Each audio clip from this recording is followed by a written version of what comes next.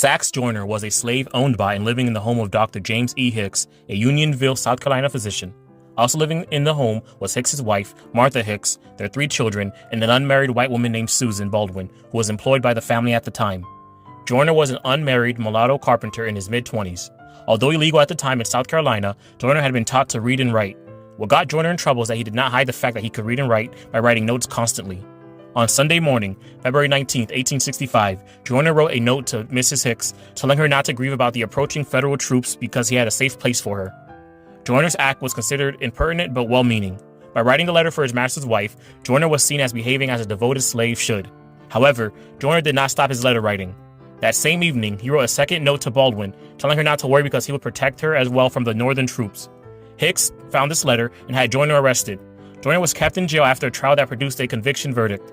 The white community was outraged that a slave would have the audacity to think that he could protect a white woman from white men better than white men could. While in jail, Joiner was interrogated about how he had planned on protecting these women and if he had any connections with the Union. Around 9 p.m. on March 15, 1865, an armed mob of white men wearing Confederate uniforms broke into the Unionville jail. The mob broke into Joiner's cell, tied him up, and dragged him outside.